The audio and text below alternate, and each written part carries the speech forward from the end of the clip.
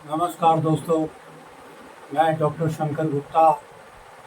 आप देख रहे हैं सृजन बिहार, भारत विचार, एक नई सोच की प्रयोगशाला। आज हम एक नई चीज़ का विश्लेषण करेंगे। इसमें हम ये बताएंगे कि हर किसी को खुश करना असंभव है। हर किसी को खुश करना असंभव है। समाज, संगठन और आत्मविश्वास की सबसे बड़ी सीख।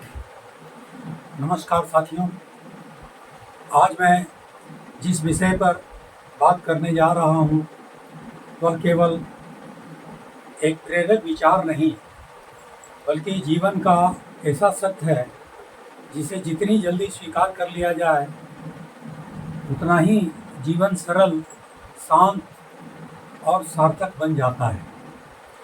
सत्य यह है कि आप चाहे कितने भी अच्छे इंसान क्यों न हों, आप हर किसी के लिए अच्छे नहीं हो सकते।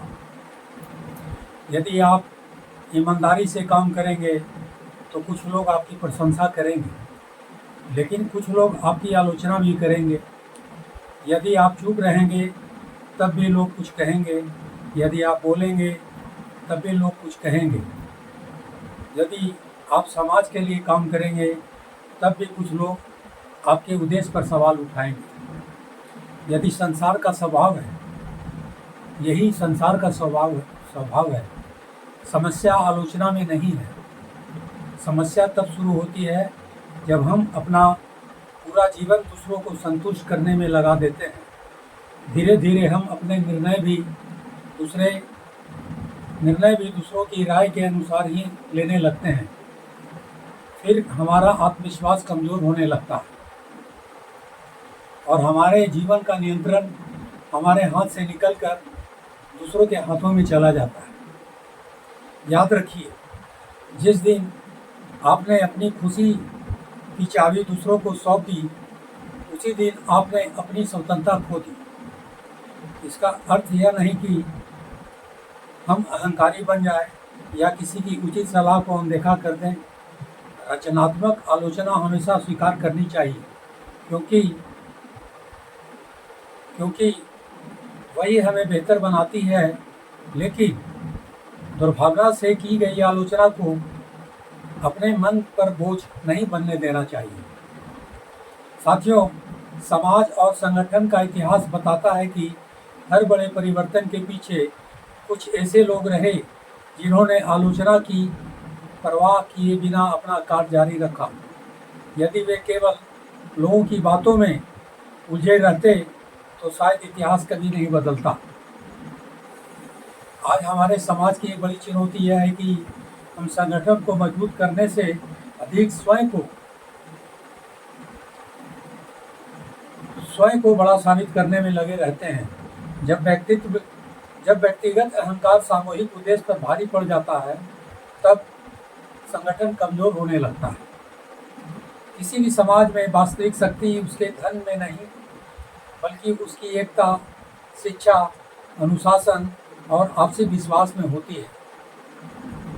सोचिए, यदि समाज का प्रत्येक व्यक्ति केवल यह सोचने लगे कि मुझे सम्मान मिले और कोई यह न सोचे कि समाज का सम्मान कैसे बढ़े, तो क्या कोई समाज आगे बढ़ सकता है? उत्तर स्पष्ट है, नहीं। समाज तब आगे बढ़ता है जब व्यक्ति अपने स्वार्थ से ऊपर उठकर सामूहिक हित को प्राथमिकता देता है। जब लोग एक दूसरे की सफलता से ईर्ष्या नहीं बल्कि प्रेरणा लेते हैं। जब संगठन में पद से अधिक जिम्मेदारी का सम्मान होता है। आज आवश्यकता इस बात की है कि हम अपने बच्चों को केवल सफल बनाना ही न केवल सिखाएं, बल्कि उपयोगी बनना भी सिखाएं। सफलता केवल व्यक्ति को ऊपर उठाती है, लेकिन उपयोगिता पूरे समाज को आगे ले जाती है। यदि हम चाहते हैं कि हमारा समाज आर्थिक रूप से मजबूत बने, शिक्षा में आगे बढ़े, राजनीति में सम्मान पाए और सामाजिक रूप से संगठित हो, तो हमें एक दूसरे को गिराने की नहीं बल्कि आगे बढ़ाने की संस्कृति विकसित करनी होगी। याद रखिए, ईर्ष्या किसी दूसरे का नुकसान बाद में करती है, सबसे पहले वह ईर्ष्या करने वाले का ही नुकसान करती है। वह उसकी सोच को छोटा कर देती है, उसकी ऊर्जा को नष्ट कर देती है और उसके व्यक्तित्व को कमज़ोर बना देती है। इसके विपरीत परिश्रम, ज्ञान, परंपरा, अनुशासन और सेवा व्यक्ति को भीतर से इतना मजबूत बना देते हैं कि समय स्वयं उसकी पहचान बन जाता है। इसीलिए अपने जीवन का रिमोट कंट्रोल हमेशा अपने हाथ में रखिए। अपने निर्णय सत्य, विवेक और नैतिकता के आधार पर लीजिए।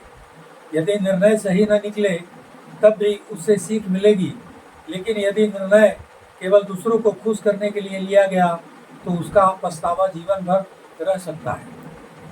साथियों, संगठन का निर्माण भाषणों से नहीं बल्कि विश्वास से होता है। समाज का उत्थान नारों से नहीं बल्कि चरित्र, सहयोग और निरंतर कर्म से होता है। आइए हम यह संकल्प लें कि हम आलोचना से विचलित नहीं होंगे, प्रशंसा से अहंकारी नहीं होंगे और अपने समाज की उन्नति को अपनी व्यक्तिगत महत्वाकांक्षा से ऊपर रखेंगे, क्योंकि अंततः इतिहास उन्हीं लोगों को याद रखता है जिन्होंने अपने लिए नहीं बल्कि समाज के लिए जीने का साहस किया। आइए हम मैं से हम की यात्रा शुरू करें। यही संगठन की शक्ति है, यही समाज की प्रगति है और यही एक बेहतर भारत की नींव है। धन्यवाद मित्रों। जय हिंद, जय बिहार, सृजन बिहार। भारत विचार एक नई सोच की प्रयोगशाला। धन्यवाद मित्रों।